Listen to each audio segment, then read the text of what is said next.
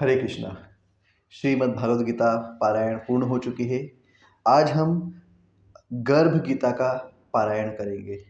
इसी के साथ आज हमारा पूरा सीरीज खत्म होगा, गीता का पारायण खत्म होगा। कल से पुनः हम दूसरी गीता को चालू करेंगे। तो चलिए शुरू करते हैं। और मैं इसे शुभेच्छा करता हूँ। इससे पठन से, श्रवण से, मनन से, चिंतन से जो भी लाभ हो आपको समर्पित है। यहाँ पर मौजूद सभी दृश्य अदृश्य शक्तियाँ लोग उनको समर्पित है, उनका कल्याण हो, मुक्ति मिले, भक्ति मिले, ऐसी मेरी शुभेच्छा है। चलिए शुरू कीजिए श्रवण करना। श्री कृष्ण भगवान जी का वचन है कि जो प्राणी इस गर्भ गीता का सद्भावना से विचार मनन करता है सो वह पुरुष फिर गर्भावास में नहीं आता है। अर्जुनो उवाच। हे कृष्ण भगवान, यह प्राणी जो गर्भ विषय आता है सो किस दोष को करके आता है? हे प्रभु जी, जब यह जन्मता है तब इसको जरा आदि रोग लगते हैं, फिर मृत्यु होती है। हे स्वामी, वह कौन सा कर्म है जिसके करने से प्राणी जन्म मरण से रहित होवे? श्री भगवान उवाच।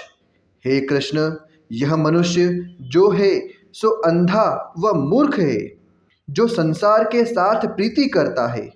यह पदार्थ मैंने पाया है और वह मैं पाऊंगा, ऐसी चिंता इस प्राणी के मन से उतरती नहीं।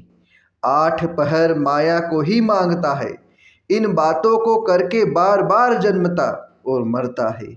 वह गर्भ विषय दुख पाता रहता है। अर्जुनोवाच। हे कृष्ण भगवान, यह मन मस्त हाथी की नाई है, तृष्णा इसकी शक्ति है। यह मन तो पांचों के वश में है, काम, क्रोध, लोभ, मोह, अहंकार। इन पांचों में अहंकार बहुत बली है। सो कौन यत्न है जिससे मन वश में होए? श्री भगवान उवाच। हे अर्जुन, यह मन निश्चय ही हाथी की नाई है, तृष्णा इसकी शक्ति है, मन 5 के वश में है, अहंकार इसमें श्रेष्ठ है। हे अर्जुन, हाथी जैसे अंकुश कुंडा के वश में होता है, वैसे ही मन रूपी हाथी को वश में करने के लिए ज्ञान रूपी अंकुश है। अहंकार करने से यह जीव नरक में पड़ता है। अर्जुन उवाच। हे भगवान, जो एक तुम्हारे नाम के लिए वन खंडों में फिरते हैं, एक वैरागी हुए हैं, एक धर्म करते हैं, इनको कैसे जाने? जो वैष्णव हैं वे कौन हैं? श्री भगवान उवाच। हे अर्जुन, एक मेरे ही नाम के लिए वनों में फिरते हैं, वे सन्यासी कहलाते हैं।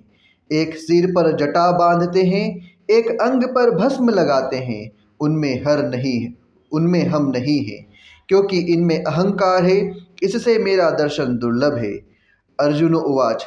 हे भगवान, वह कौन सा पाप है जिससे स्त्री की मृत्यु हो जाती है? वह कौन सा पाप है जिससे पुत्र मर जाता है? और नपुंसक कौन से पाप होते हैं?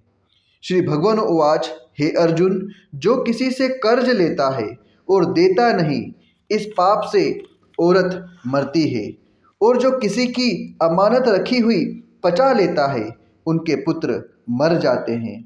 जो किसी का कार्य किसी के गोचर आए पढ़े और वह जबानी कहे कि मैं तेरा कार्य सबसे पहले कर दूंगा, तब समय आए उसका कार्य न करे, इस पाप से नपुंसकता होता है। ये बड़े पाप है। अर्जुन उवाच। हे भगवान, कौन पाप से मनुष्य सदैव रोगी रहता है? किस पाप से गधे का जन्म पाता है, स्त्री का जन्म तथा टट्टू का जन्म क्यों कर पाता है, और बिल्ली का जन्म किस पाप से होता है? श्री भगवान उवाच।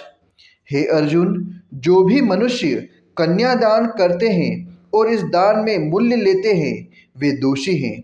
वे मनुष्य सदा रोगी रहते हैं।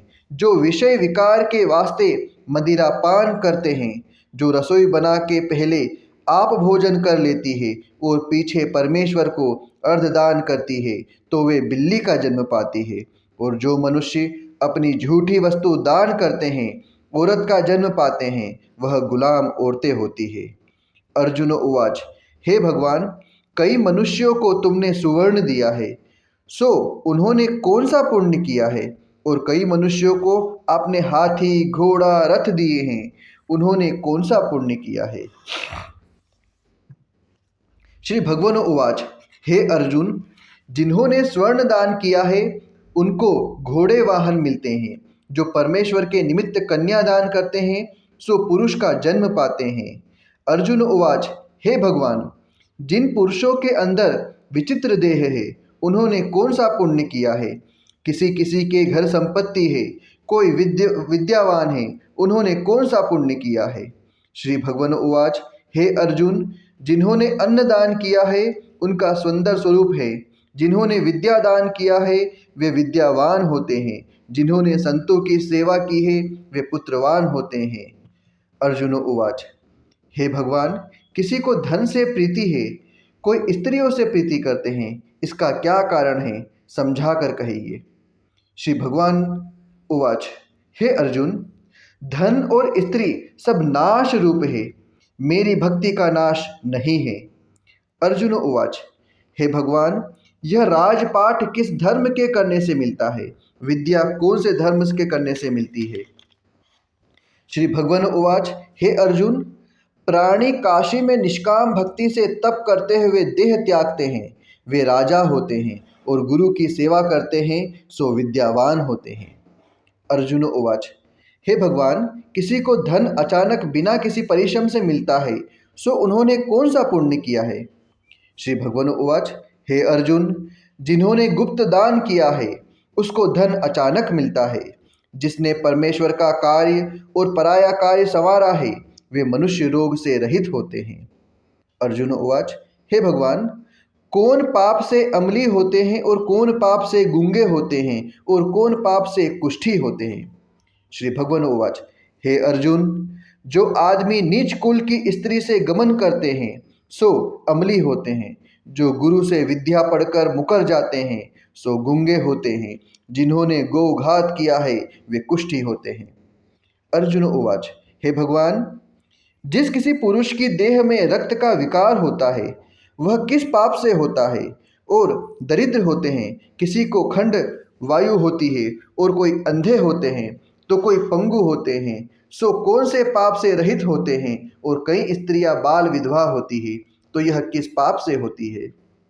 श्री भगवान उवाच, हे अर्जुन, जो सदा क्रोधवान रहते हैं उन्हें रक्त विकार होता है। जो मलिन रहते हैं वे सदा दरिद्री होते हैं। जो कुकर्मी ब्राह्मण को दान देते हैं उनके खंड वायु होती है। जो पराय स्त्री को नंगी देखते हैं, गुरु की पत्नी को कुदृष्टि करते हैं सो अधे होते हैं। जिनके गुरु और ब्राह्मण को लात मारी है सो लंगड़ा व पंगुला होता है। जो औरत अपने पति को छोड़कर पराये पुरुषों से संग करती है सो वह बाल विधवा होती है। अर्जुन उवाच, हे भगवान, तुम परब्रह्म हो, तुमको नमस्कार है। आगे मैं तुमको संबंधी जानता था परंतु अब मैं ईश्वर रूप जानता हूँ। हे परब्रह्म, गुरु दीक्षा कैसी होती है सो कृपा कर मुझको कहें।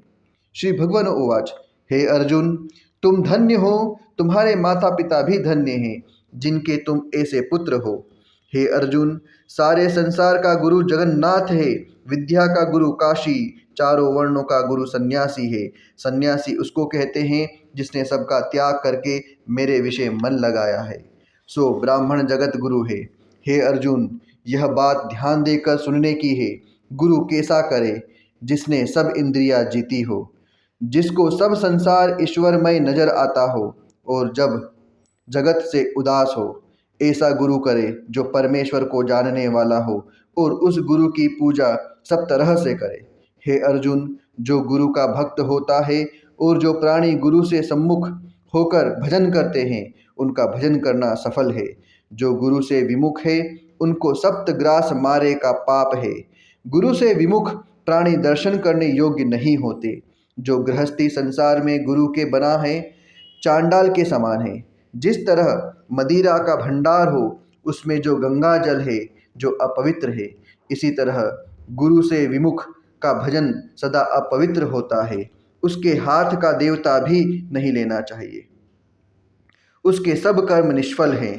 कुकर, सुकर, गंधर्व, काक, ये सबकी सब योनियों से बड़ी खोटी योनि है। इन सब से वह मनुष्य खोटा है जो गुरु नहीं करता।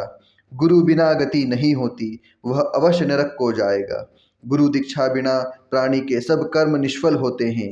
हे अर्जुन, जैसा गंगा नदियों में उत्तम है, सब व्रतों में एकादशी का व्रत श्रेष्ठ है, वैसे ही हे अर्जुन, शुभ कर्मों में गुरु सेवा उत्तम है। गुरु दीक्षा बिना प्राणी पशु योनि पाता है। जो धर्म भी करता है सो पशु योनि में फल भोगता है, 84 योनि में भ्रमता रहता है। अर्जुन उवाच, हे श्री कृष्ण भगवान, गुरु दीक्षा क्या वस्तु है? श्री भगवान उवाच, हे अर्जुन, धन्य जन्म है उसका जिसने यह प्रश्न किया है। तू धन्य है। गुरु दीक्षा 2 अक्षर है, हरिओम। इन अक्षरों को गुरु कहता है। यह चारों वर्णों को अपनाना श्रेष्ठ है। हे अर्जुन, जो गुरु की सेवा करता है उस पर मेरी प्रसन्नता है। वह 84 से छूट जाएगा, जन्म मरण से रहित हो नरक नहीं भोगता। जो प्राणी गुरु की सेवा नहीं करता वह 3.5 करोड़ वर्ष तक नरक भोगता है। जो गुरु की सेवा करता है उसको कई अश्वमेध यज्ञ के पुण्य का फल मिलता है। गुरु की सेवा मेरी सेवा है। हे अर्जुन, हमारे तुम्हारे संवाद को जो प्राणी पढ़ेंगे और सुनेंगे सो गर्भ के दुख से बचेंगे, उनकी 84 कट जाएगी। इसी से इस पाठ का नाम गर्भ गीता है। श्री कृष्ण भगवान जी के मुख से अर्जुन ने श्रवण किया है। गुरु दीक्षा लेना उत्तम कर्म है। उसका फल यह है कि नरक की 84 से जीव बचा रहता है। भगवान बहुत प्रसन्न होते हैं। इति श्री गर्भ गीता समाप्त। आप लोगों का कल्याण हो, मुक्ति हो, भक्ति मिले, भगवत प्राप्ति मिले, ऐसी मेरी शुभेच्छा है। जय श्री कृष्ण।